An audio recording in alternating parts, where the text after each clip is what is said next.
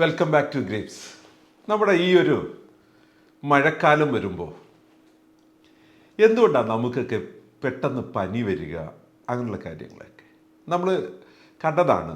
പലപ്പോഴും ഈ പനി എന്ന് പറഞ്ഞത് പാത്തജൻസ് പലപ്പോഴും നമ്മുടെ ശരീരത്തിൽ ഇൻഫെക്റ്റ് ചെയ്യുന്നത്, ഇപ്പോൾ ബാക്ടീരിയാസ്, വൈറസ്, അങ്ങനെ പല കാര്യങ്ങൾ ഇൻഫെക്റ്റ് ചെയ്യുന്നത് കൊണ്ടാണ് നമുക്ക് അതിൻ്റെ ഒരു സിംറ്റമായിട്ട് ഫീവർ നമ്മൾ കാണുന്നത്. എന്തുകൊണ്ടാണ് ഈ മഴക്കാലത്ത് ഇത് ഇത്രയും കൂടുന്നത് ചിന്തിച്ചിട്ടുണ്ടോ? ഒന്നിത്രയേ ഉള്ളൂ, മഴക്കാലമാകുമ്പോൾ നമ്മുടെ അന്തരീക്ഷത്തിൻ്റെ ടെമ്പറേച്ചർ വളരെ പെട്ടെന്ന് വേരി ചെയ്യുന്നുണ്ട്. രാവിലത്തെ ടെമ്പറേച്ചർ ആയിരിക്കത്തില്ല, ഉച്ചയ്ക്ക് വൈകിട്ട് ഇങ്ങനെ ഹൈ വേരിയേഷനാണ്. കൂടാതെ നമ്മുടെ അന്തരീക്ഷത്തിൻ്റെ ഹ്യൂമിഡിറ്റി വളരെ കൂടും. ആക്ച്വലി അതൊരു നല്ല കാര്യമാണ്. ഈ ബാക്ടീരിയയ്ക്കും ഫംഗസിനും ഒക്കെ നല്ല കാര്യം, നമുക്കത്ര നല്ല കാര്യമല്ല. കാരണം അവർക്ക് സ്വസ്ഥമായി വളരാനുള്ള അന്തരീക്ഷം ഹ്യൂമിഡിറ്റി കൂടുന്നത് മൂലം ഉണ്ടാകുന്നുണ്ട്. സ്വാഭാവികമായിട്ടും നമ്മളുടെ സാധാരണ ശീലങ്ങളിൽ നിന്നു പോകുന്ന ഒരു കാര്യം കൂടെ, എക്സസൈസൊക്കെ റെഗുലർ ചെയ്യുന്ന, മോർണിംഗ് വാക്ക് ചെയ്യുന്ന ആൾക്കാരൊക്കെ മഴ തുടങ്ങിക്കഴിഞ്ഞാൽ അത് നിർത്തും. അപ്പോൾ നമ്മുടെ ബോഡിയുടെ ആ എക്സസൈസ് ചെയ്ത് കണ്ടീഷനെ മെയിൻറ്റെയിൻ ചെയ്യുന്നത് പെട്ടെന്ന് നിന്നു പോകുന്നുണ്ട്.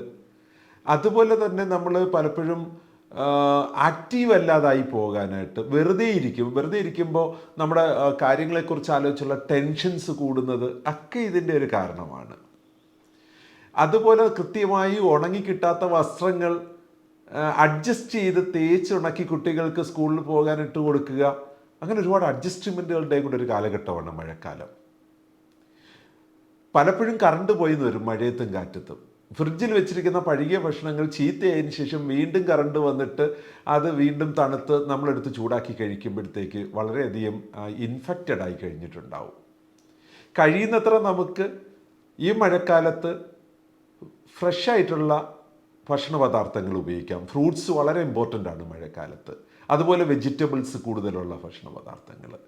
ഇരുന്ന് പഴകിയ നോൺ വെജ് കഴിയുന്നത്ര മഴക്കാലത്ത് നമുക്ക് ഉപേക്ഷിക്കാം. പിന്നെ മഴക്കാലത്ത് പലപ്പോഴും യാത്ര ചെയ്യുകയും മറ്റുമൊക്കെ ചെയ്യുമ്പോൾ യൂറിനേറ്റ് ചെയ്യാനുള്ള ടെൻഡൻസി കൂടുതൽ വരാതിരിക്കാൻ വേണ്ടി നമ്മൾ വെള്ളം കുടിക്കുന്നത് കുറയ്ക്കും.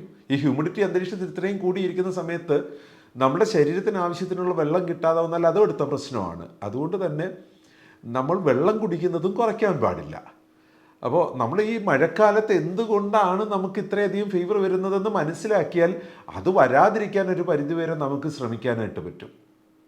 പഴകിയ നോൺ വെജ് ഫുഡുകളെല്ലാം ഒഴിവാക്കിയേക്കുക, നമുക്ക് ഏറ്റവും ഫ്രഷ് ആയിട്ടുള്ള ഫുഡുകൾ കഴിക്കാനായിട്ടും, ഇനി വീട്ടിനകത്താണെങ്കിൽ പോലും അല്പം എക്സസൈസൊക്കെ ചെയ്യാനും, നമ്മൾ ഉറങ്ങിക്കൂടി ഒരിടത്ത് ഇരിക്കാതെ ആക്റ്റീവായിരിക്കാൻ ഈ മഴക്കാലം ശ്രമിച്ചാൽ നമുക്ക് ഈ ഒരു കാലഘട്ടത്തെ ആരോഗ്യത്തോടെ കടന്നു പോകാൻ കഴിയും.